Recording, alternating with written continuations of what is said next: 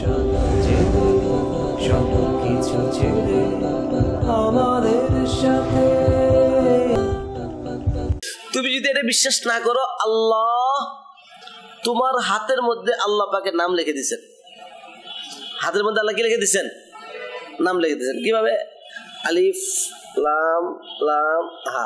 সাদা কাগজ লোন, সাদা কাগজ। আমি গত সপ্তাহে এই সপ্তাহে গত রবিবারে আমি চিয়াতে ছিলাম উত্তরবঙ্গে সৈয়দপুর। তো সৈয়দপুরে একজন হিন্দু ভাইয়ের সাথে কথা বলতে গিয়ে তাকে দেখালাম, দেখো তোমার মালিকের নাম ভগবান না ঈশ্বর না, তোমার হাতের মধ্যে আল্লাহ। ওর হাত থেকে একটু আগায় দেখা দিলাম যে হাতের মধ্যে কি আল্লাহ লেখা। তার এই এক আল্লাহ তার কাছে এত সে প্রভাবিত হলো, শেষ পর্যন্ত সে 20 মিনিট কথা বলে সে পাক্কা মুসলমান হয়ে গেল, শুধু এক আল্লাহ তার প্রমাণে। দেখেন আমরা হাতটা রাখি, হাতের মধ্যে কি এর মধ্যে কিছু লেখা নাই, তাই না? আমি শুধু আপনার সবাই জানা, তারপর মুখস্থ করতে হাতটা কিভাবে রাখবো, হাতটা রেখে 4-5 দেশ ঘুরাবে।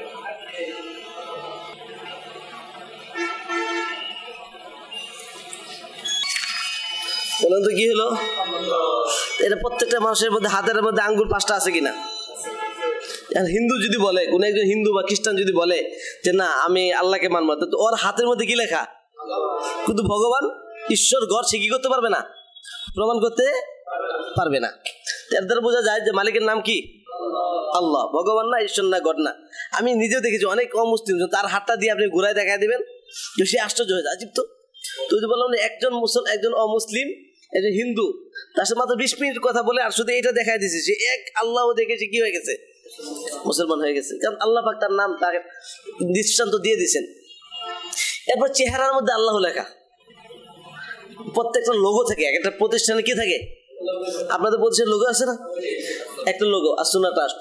তো এরকম এক একটা প্রতিষ্ঠানে একটা লোগো থাকে। তো লোগোর মধ্যে পুরো জিনিস স্পষ্ট না, কিন্তু মূল জিনিসটা এখানে বোঝানো যায়, এখানে এই জিনিস চাচ্ছে। ঠিক মানুষের চেহারার মধ্যে যে লোগোটা, একটা সাইন যেটা, এটা হলো আল্লাহ সাইন, আল্লাহ লোগো।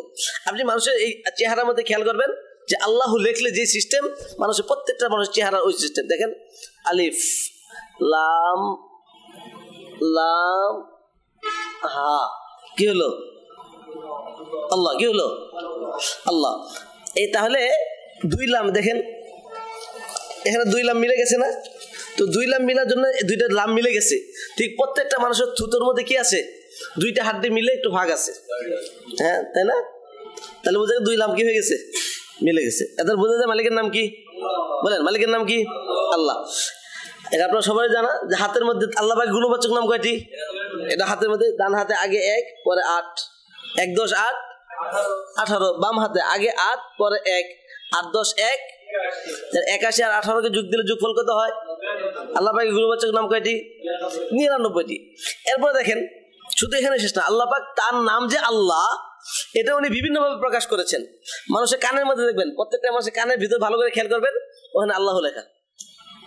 কানের ভিতরে যে ফাঁক গুলি আছে না, একটু রক টানা ভিতরে, এটা মানুষ আপনি ভালো করে খেয়াল করলে দেখবেন কি লেখা, আল্লাহ লেখা। হাতের আঙ্গুলের মধ্যে আলিফ লাম লাম হা, আপনি এভাবে দিবেন, ডান দেন, দেখবেন আল্লাহ।